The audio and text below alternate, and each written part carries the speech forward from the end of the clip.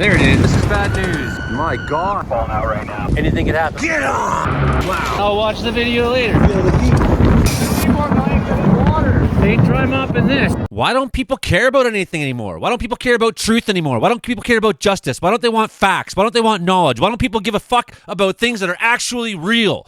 Why do people just repeat things they heard and think that that's the truth? You don't question what comes into your mind and you just spout it back out your mouth. It drives me crazy today. I don't understand why people don't fucking care about anything. Breaks me. Drives me nuts. Breaks my heart. Breaks my spirit. Breaks my soul. I get up today and there's 10 less subscribers on my channel. And it's, Joe, you should talk about the weather. Fuck the weather. Our future is in grave jeopardy as a people, as a species, on this planet. Man, I can't say loud enough. I can't say loud enough how much I care, how much I want to care, how much I care about truth, how much I care about people, how much I care about the planet, how much I care about animals, how much I care about the suffering of all living things. Why don't people care? And I get it. We live in this postmodern era now, and like, that's your truth, and everything's relative, and I have my truth, and that's your truth. But that's not reality. That's a belief system you've bought into, and it's comforting for you because then no one can challenge your assumptions. But it's not the reality of the matter. The reality of the matter is, if I drop this toothpick, it falls because gravity exists, because there's such thing as a truth, because there's real things that you can measure, repeat. My goodness, I don't know what to say today. I'm so frustrated. Okay, I do know what to say. Our country's under grave danger. We're under attack. We're under attack. Democracy's under attack. The rule of law is under attack. People are under attack. Minorities are under attack. The planet is under attack. Animals are under attack. Weather agencies, science organizations are under attack. It's really bad right now, everybody. It's really bad right now, and I have to talk about it.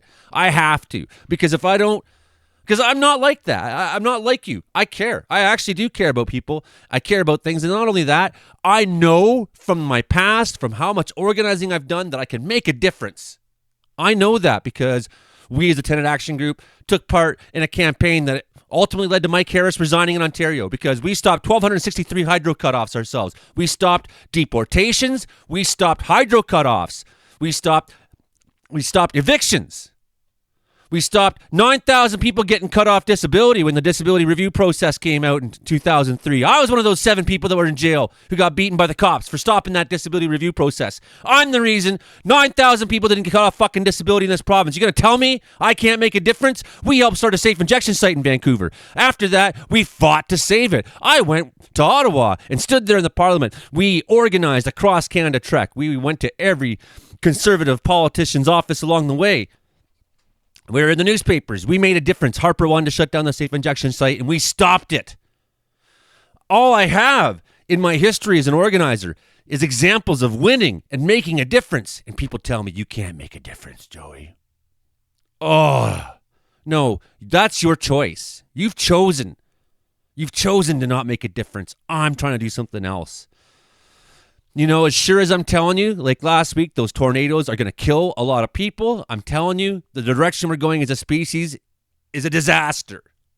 It's a disaster. You want a weather guy who talks about disasters, but then says, well, but the big disaster that's going to fuck everything over, that doesn't matter. Can't talk about that. Can't talk about that. I don't even see it. It's not even here.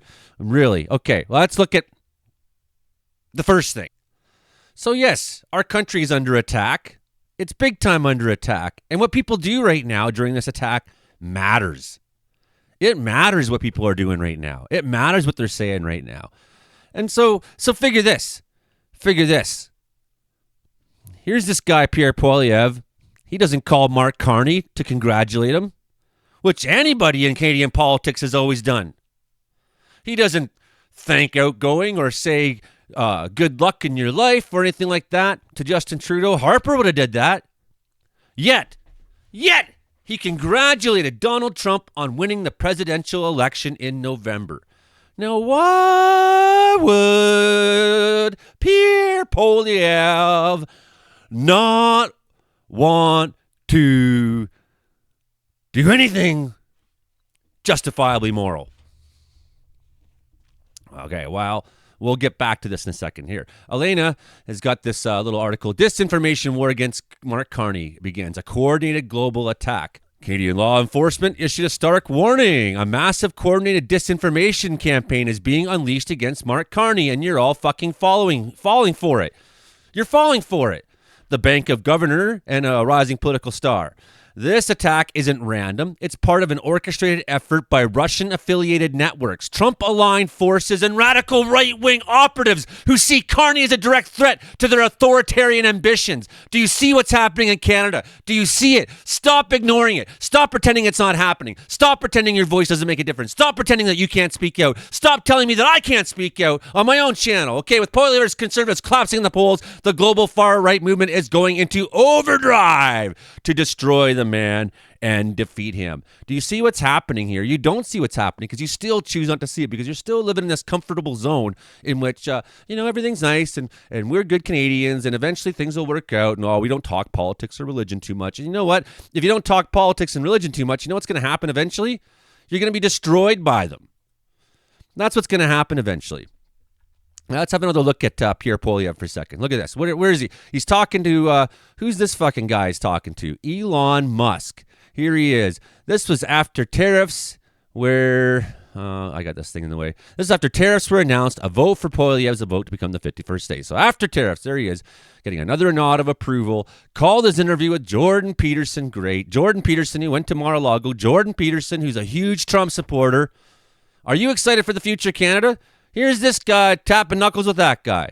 Look at these two fucking scumbags. Look at these two weenies. And what I don't get is people didn't like Justin Trudeau because, honestly, the big thing I actually believe, because a lot of people don't seem to have any opinion when I what was it? Well, there was a vague COVID thing. And people didn't like Trudeau because he's a weenie.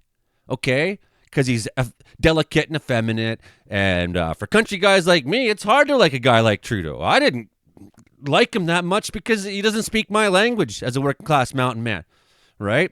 But the thing is, why do people think that these fucking guys do? Like, how are they any different? They're both weenies in a suit, both sellouts, both scumlockmen shitbags that would fucking say anything to take from your wallet, take your vote. Do you think these people care about you? This is who Pierre Poilievre cares about right there. He cares about the billionaire class. And even when you look at, so Carney's going to scrap the carbon tax for working people, but not for industry. And Pierre's like, well, that's not good enough. We got to cancel for industry. Well, why is it not good enough, Pierre? Because you care about the billionaires. You don't care about the working people. And anybody who says otherwise is full of shit. And I'm tired. I'm tired of people trying to pretend that Russian propaganda bots are real. I'm tired of saying the truth and watching my empire diminish. It's frustrating. It's heartbreaking. My views are down. My channel's down. Hate mail is up. Nothing I say seems to make a difference. No matter what kind of video I produce, it doesn't make a difference. I've been squeezed into Facebook jail now. I'm in Facebook jail now until April 12th. This will be like a 45-day stretch by the time I'm done. And that means that now in the algorithms, I try to say things and they don't show up on people's feeds. You know, people who follow me for years aren't seeing my stuff they're telling me. And it's literally costing me a living. It's literally starving me out. I'm trying my best here. I can't understand why people don't care about the world. I'm the only one talking and I'm suffering for it. I'm not the only one talking. Other people are. This guy's talking about it. Steve Schmidt, one of my favorite guys on YouTube. He's no friend of Trump's. And this is what Steve Schmidt said about the annexation of Canada in his article he wrote yesterday. Donald Trump's assaults against Canada are a disgrace. They defile the sacrifices of Canadian soldiers on 100 battlefields around the world where they fought and died for freedom. They kept the peace, often side by with their American brothers and sisters in arms. Canada is a giant nation, not because of our immense geography. No, not because of that at all. It's because of us. That's why Canada's a great nation, okay? Let's talk about it. Let's talk about it all. The magnitude of our immense contributions towards peace, justice, and human progress. That's what makes us a giant nation. Donald Trump's aggression will fail because Trump is small and Canada is great. This is the season of abject idiocy, and insults will long linger. It will stain your national honor, America. I'm going to say it from my point of view and pretend that I wrote this, even though it's Steve Schmidt from The Warning with Steve Schmidt. Find him on YouTube. If that formulation of words seems strange or antiquated to you, then please consider that might be a major cause of our current dilemma. The fact that you don't understand. Okay, a great nation cannot remain so for long when virtue becomes an endangered species and nobility becomes an alien concept in a society that is built on a foundation of ideas about human liberty, not nihilistic philosophies about the rights of the strong to destroy as they please and take what they want, whether it to be from a person, a family, a community, or a smaller nation. The overwhelming majority of Americans find Trump's bluster around Canada to be incomprehensibly asinine. They do not take his threats seriously, which is a mistake. It is well past the hour when the White House gangster should be taken both literally and seriously. It should be acknowledged that there are far too many Americans walking around with a frightening gleam in their eyes. These are the people who've become excited and enthralled around the idea of smashing and burning everything they see so it can be great. What I am describing is a human sickness. It's manifesting itself in a place, the United States. But it is here in Canada too, Steve. It is. And you can tell because people are eating up this fucking Russian propaganda. And I'll tell you, I had this weird account make a comment on my Blue Sky yesterday. And so I went and looked at his account. And he's got 8 followers, but he's got 100 posts. And they're all clear Russian. So I said, fuck off, Russian propaganda bot. And you know what he did? He wrote something back in Russian. And then I reported him as a bot. Yeah, seriously. This is who we're talking. This is who's fighting us right now. It's these big computers screens that have fucking 50 social media accounts on the screen, and each one of them the AI is fucking saying whatever they told them to say and answering and fighting with people. Half the time you're fighting with people who aren't even fucking people anymore. Or you're being convinced of shit from people that aren't actual people. And you know this because how many times you go on Facebook and you had all these bot accounts fill your thing and you reported them and nothing happened. Donald Trump's inaugural tirade was a declaration of repudiation against the Atlantic Charter signed in Placentia Bay, the Bretton Woods Agreement, the United Nations Charter, the Declaration of Human Rights, and NATO, the North Atlantic Treaty Organization.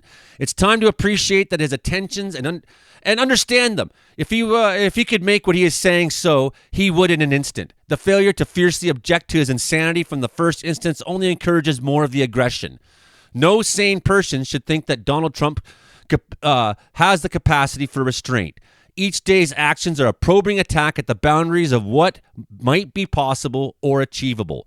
Would Donald Trump imprison journalists and kill his opposition if he could? The answer is yes, and only a fool would debate this point. When Donald Trump puts his head down at night, he does so dissatisfied. He dreams of becoming Putin, a man with no constraints. He dreams of being a czar. The biggest mistake of the past 10 years has been the singular inability by anyone to tell Donald Trump, no! The time has come. He must feel the wall. He must be turned back, or he will move forward. What makes this current situation truly despicable from an American perspective is the lack of apoplexy and the disgust from the American elected representatives, including governors, U.S. senators, and U.S. representatives. Where is the outrage from Gretchen Whitmer of Michigan and J.B. Pritzker of Illinois? What about Kathy Hochul of New York? Tony Evers of Wisconsin? What about Tim Walz of Minnesota? How about California's Gavin Newsom, who's out talking to every fucking right-wing thing he can talk to right now, going on about how transgender people aren't people? Gavin Newsom, you're a failure. You're a failure. We gave you a chance and you failed us all. Maybe he could have taken a moment from his Congress with the leader of the Trump Jungian, the Christian nationalist fascist Charlie Kirk. Where are the voices of decent Americans and Canada's American friends? Where are the voices of Canadians? Canadians don't want to hear it. Our sovereignty is under attack. We are at fucking risk of having our country eaten up by these bastards, by these parasites. And people say, Joey, just talk about the weather. It's disgusting and disturbing and dangerous. We have no American leaders stood side by side with Ontario Premier Ford and former Prime Minister Trudeau and denounced Trump's sinister recklessness and the real harm to real people who are being made to feel great anxiety about their economic well-being, safety, and futures. Canada's being squeezed by MAGA maliciousness on one side and the pathetic weakness of the Schumer Democrats on the other. They are bound on one side by menace and on the other side with fecklessness. It is an awful situation. Show me the speeches on the floor of the U.S. House and U.S. Senate in moral indignation, rising in moral indignation around the threats to our ally, neighbor, and friend by the American Nero. Where are they? There are none, not a peep. There is silence from America's governors and silence from America's business leaders. There is silence from everywhere, from everyone, about something every American should be ashamed by and be ready to scream in the street that Trump, you will not dare do this in our name. Donald Trump is directly and repeatedly, consistently threatening Canadian sovereignty and the liberty of 40 million people right here. This aggression is real and a staggering betrayal. Canadians and Americans have fought together, bled together. We fucking died together. The shared cause was faith and the liberation of oppressed and enslaved people. Neither country has waged wars of conquest for territories and empires. That's not true, though. The Americans have. Sorry, Steve, you're wrong. The sons of each can be found buried in French soil, where the graves of all face home towards the free nations of the North American continent. And I know I really love you, Steve Schmidt, and I know you want to try to send sort of like a positive view of what America is in the world, but you're the same country that went to war in Korea and Vietnam and Iraq and Panama and Nicaragua and El Salvador. The list is so long. This is not who we are. We must never become what Donald Trump's dark dreams imagine we might become as he seeks to remake America in his image. While pulling Washington, Lincoln, and King's portraits off the wall, one thing is for sure. The placement of Winston Churchill's bust in the Trump Oval Office is like inviting a convent of nuns to a whorehouse happy hour. There are Canadian-American families on both sides of the borders. Donald Trump is attacking each and every one as he seeks to take what is not his and never will be. Canada is not for sale, and the United States is not Putin's Russia, regardless of whatever sick fantasy swirls in the head of the Orange Nero, his ludicrous vice president, or his ketamine-addicted, unelected prime minister. What is it that MAGA fanatics are proposing? After Canada, what sovereign nation will be the next target of Trump's aggression? When will the American people wake up to the fact that Donald Trump has the power to make his aggression, take his aggression to those of America? When we will all be guilty of his crimes by that point. Donald Trump is a fraud. He's a liar. But Steve seems to recall his objections to what he said were ridiculous, endless wars. That's what Trump said he was going to stop. That America lost over the last 20 years, these ridiculous and endless wars. There is no war more conceivably stupid than the one Trump is waging to impoverish Canada so that he can annex it for the trees, minerals, oil, and gold. The very same man who says the same thing about the ridiculous, endless wars has been bombing Yemen all weekend. You don't know anything about it because you don't know what the Houthi rebels are. You don't know what Yemen is. You don't know anything about it. But when the TV says, well, it's overdue for an attack on Yemen, you say unquestioningly, unthinkingly, well, I guess so, seeing as I don't fucking know anything and I'm not willing to find out. It's a disease of the mind, specifically Donald's, and at the heart, also Donald's. It's become the most twisted court filled with imbeciles, ne'er-do-wells, criminals, fraudsters, sociopaths, thugs, and wannabe gangsters who have succumbed to arrogance and fever dreams that preface a catastrophe before the fall. Because Donald Trump is a predator with a deformed character, brittle ego, and absolute incapacity to see the world beyond the edge of his interests and money, this obscenity may seem normal to him, but that doesn't make it so. The records show that he cares for no one. He never encountered a cause, idea, or ideal that transcends anything beyond his malignant narcissism. Trump shares a deformed personality trait with Hitler. Hitler thought he was a world-class artist with unparalleled artistic and architectural vision that would turn Berlin and the conquered nations into a new Rome with structures that would endure for thousands of years past the thousand-year Reich.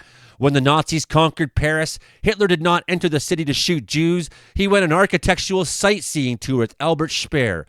This is precisely how Trump behaves. Except for him, we're talking about is the art of the deal. It's all nonsense. Trump is no deal maker. There are no deals he can cite beyond the redevelopment of the Hyatt at Grand Central Station.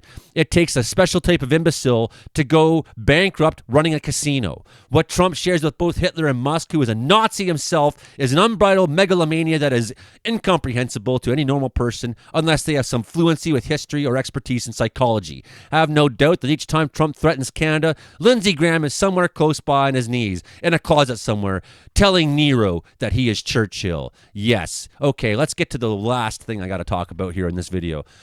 Why are some Canadians in denial about Donald Trump? And I rephrase this to the title of this article is, why don't people care about anything? This video, that's what I should name it. If I don't name it that, maybe I'll think of something better in the meantime. But why doesn't anyone care about anything? Why? Why are Canadians in denial? Why are Canadians pretending this isn't happening, that this won't affect us, or it's just something else? If we just don't talk about it, it will go away.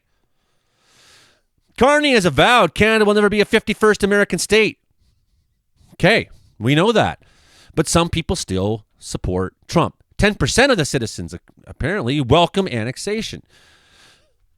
The answer has less to do with politics or economic frustration than it does psychology. The reason some Canadians are reacting positively to Trump's threats is because cognitive biases often prevent human beings from accurately assessing shocks to their security environment. In fact, people with cognitive biases in the realm of the average conservative have no ability whatsoever to understand the greater picture beyond the catchphrases they're told. Catchphrases is the best understanding of politics they're ever going to have. Psychological biases are well researched in international security scholarship. I have witnessed their consequence firsthand in my work in conflict zones. This is scary stuff. From peacekeepers to politicians to ordinary civilians, I've seen how cognitive biases can cause rational, intelligent people to ignore valuable evidence at great peril. Humans often react to unsettling evidence by denying and minimizing. I'll get my face out of the way here. I'm sorry. I'm terrible for that. Every episode, I'm like, faces in the way. Or reinterpreting the information to restore their cognitive ease. Everyone in a conflict-prone part of the world experiences cognitive distortions and denial at some point. Psychological security often overrides physical security. But these biases are dangerous. They're dangerous to our country. They're dangerous to you. They undermine decision-making, slow down reaction times, and cause people to believe dangerous things that make them unsafe. The tricky part is challenging a person's denial can provoke defensive and even rage, but allowing denial to persist leaves them dangerously unprepared to face real-world threats. Here's a great example. Here's a bust of Donald Trump seen in behind the windshield of a truck parked in downtown Ottawa during the so-called Freedom Convoy protests in February 2022. Did you know that 44% of the funding that came from the Freedom Convoy came from the United States? Came from the south of the border? This whole plan to go down to Ottawa and try to create a January 6th fucking insurrection? And people in Canada still don't get it. They still don't understand that this was political manipulation that was going on here. Do you think the people at the very top actually cared about you? No. And for that reason, many of those leaders of the Freedom Convoy deserve to be jailed and have. Denial through confirmation bias. Except for a small percentage of extremists, 10% who are in favor of American annexation are ordinary Canadians. What makes them different are two interrelated cognitive biases. That's confirmation bias, but also belief perseverance. For Canadians who hold Trump in high esteem, acknowledging his threats creates cognitive dissonance. Some people find dissonance so distressing that it feels easier to reject or reinterpret the contrary information in a way that protects prior held ideas and restores cognitive ease. These confirmation biases allow 10% to redefine the word annexation to mean something else, such as peaceful political unification. That imagined definition turns Trump's threats into a friendly proposal leading to a greater prosperity and security. That reinterpretation may reduce psychological distress, but it is delusional. Political unification is non-coercive, and it's a consent-based process wherein parties agree to incorporation through referendum, typically producing an all-new government. Trump is proposing unilateral annexation, which is hostile. It's an illegal seizure of our sovereign country's state territory and the subjugation of our population. Annexation is not marriage. Annexation is rape. Unilateral annexation is so inherently violent that its prohibition, Article 2-4 of the United Nations Charter, is considered the legal cornerstone of the post-Second World War international order. As Trump, Russians, Vladimir Putin, and China's Xi Jinping each champion annexing nearby sovereign nations in the name of their greatness, that international order is now crumbling. If the laws, norms, and institutions preventing annexation collapses, it opens the door to invasions, insurgencies, and even a global war. Yes, the world war is coming, my friends. You don't want to admit it unless you start screaming, fighting, yelling, protesting, writing politicians, getting involved. Unless we start changing this, unless we start pushing back about this, that is where we're heading. We're heading to ecological collapse and world war, possibly nuclear holocaust. You think I'm kidding? You think I want to be sitting here talking about this? I want to be talking about the fucking clouds. I miss talking about thunderstorms and storms. I don't want to have to wake up every day thinking, my God, if I don't say something, can I live with myself? Okay. So 10% are simply unaware of what annexation means. They might change their opinion rationally if they understood the facts, but a smaller subset will reject evidence entirely. Belief perseverance causes people to aggressively hold their original position, even when presented with disconfirming evidence. While denial helps them feel safe, it makes them dangerously unprepared to deal with the real threats. Okay, let's talk about normalcy bias. Patriotic elbows up Canadians must also be wary of denial. For them, the issue is not identifying the threats, but comprehending their full implications. Even among informed citizens, NATO, NORAD, and the Five Eyes intelligence-sharing alliances are not easy to relate to. Trade wars do show up on grocery bills, but these defense organizations keep peace in the background, which is harder to notice. Canadians may intellectually understand that North American security is deteriorating, but that crisis may not seem as real as the tariffs. To me, the tariffs are the secondary point. The real point is the threat towards our country. And if we have to endure tariffs in order to suffer and sacrifice to keep them from owning us, so be it. This normalcy bias, a psychological tendency to minimize the probability of threats or the danger they pose, which delays protective action. Normalcy and optimism biases are why many people fail to evacuate quickly when they're forewarned about wildfires, hurricanes, earthquakes, and even war. Slow reactions are not caused by stupidity or laziness. I think you're wrong. I think they are caused by stupidity and laziness. I'm not saying those people are stupid and lazy, but part of them is, and that part one. Research shows that the majority of people respond inefficiently to warnings of forthcoming disasters. I've witnessed this in conflict zones, says a person. I witness this all the time when I warn people.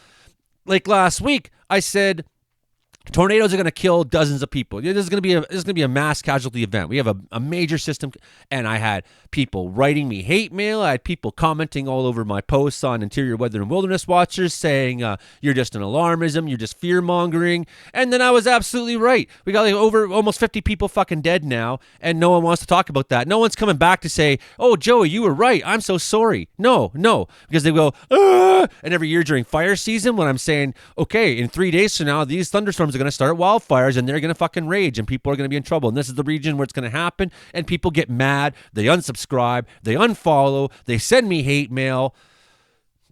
So I see it myself. I'm trying right here to tell you the very real reality that we're facing. I'm showing you evidence every day. I'm showing you the things that smart people who are educated, who know what they're talking about, are fucking saying. And people unsubscribe. 10 unsubscribes this morning alone.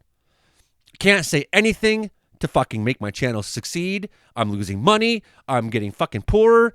And I'm getting laughed at. And I feel like I'm a failure. I feel like I'm a failure because my very low level goal I had to speak out and to organize and to be a person who tries to push for unity and resistance, but also spread weather and safety and care about my community. This big vision I had for the channel, it's failing. I'm failing. And I'm not just failing, I'm being killed by algorithms, especially in Facebook, who used to be the number one source of my views on YouTube were people who clicked from Facebook, and now that's like number 4 right now. So that just shows you how much my views have gone down. I'm losing money, and I'm realizing that people don't care enough, and it's like it's not about me. So at what point do I say, you know what, it's not about me? Maybe I should just fucking give up because I'm, at what point am I just doing this out of ego? Because I'm not accepting that people don't want to hear what I have to say, because what I have to say doesn't jive with the reality that comfortable Canadians want. They want the nice everything to be nice and fucking comfortable. And we go to church on Sunday and we're polite. And now I go to work and my boss and I are nice to each other. And the cop pulls me over. I say, thank you very much. Have a nice day, officer. And everything's really nice. We live in a nice, happy little fucking bubble. And you don't see the suffering that happens every day when 10,000 children starve to death. You don't see the suffering of the 3 million people dying of tuberculosis who have HIV every year. You don't see the suffering that people go through every day. You don't see it. You don't see it. You don't see the suffering in Gaza and in Palestine. You don't see it. You don't understand it. You don't want to understand it. And whatever you're told to think, you think. And you say, it's easier just to believe the lie, the big lies, than it is to do the work, the research, or to work my fucking brain. So military invasion is not imminent, this person says, which I don't agree. It's a very high possibility. It's a very high possibility, friends. You give it a year. Give it 18 months like that leaked document said. They said 6 to 18 months of destabilizing Canada. We're 1 month in. So what is it? Is invasion a threat? Yeah. Trump's threats are so extreme they warrant immediate action to improve Canadian defense. Absolutely. Canadians need to arm themselves. The government needs to now start making civil defense planning, building bunkers at the edge of towns, arming Canadians, getting new militia groups ready in small towns to defend our towns. We need to be doing this now, Canada, because that's what will show that we are not weak, and that's what will prevent us from being taken over through hostility. For the majority of Canadians who already take Trump's threats seriously, the first step in countering the normalcy bias is to pay attention to new risks and fractures in existing security cooperation. With that evidence, they can initiate a national conversation about how to reduce vulnerabilities and improve resilience and defense. There's no time to argue with people who remain cognitively confused. The majority of Canadians are ready to have a laser-focused discussion about the real security challenges. So where are they? Where are these majority of Canadians? Why am I losing subscribers every day? Why can't I reach them? Why YouTube? Why Facebook? It's driving me crazy. I'm trying my best. But again, it's not about me. So at what point do I just say, you know what? I quit. I give up. I've done what I can. What point do you wash your hands of it? I don't know. I'm close. I'm got $90 left in the bank. Made it through an entire winter doing this. And each month I watched my views and rate of subscriptions go down and down and down and down and down and down until I don't think it's even sustainable anymore. I don't know what to do. But for those of you who've joined the channel as members, and for those of you who are part of the Patreon, for those of you who sent me donations, you're the only reason I'm still doing this. You're the only reason I've managed to survive this long and get through. So thank you very much. Please keep sharing and liking and subscribing and all that, everybody, because those are things for free you can do that helps get me into the algorithms and maybe get out of this disastrous funk I'm in. But still, I want to know, why don't people care about anything anymore? Why?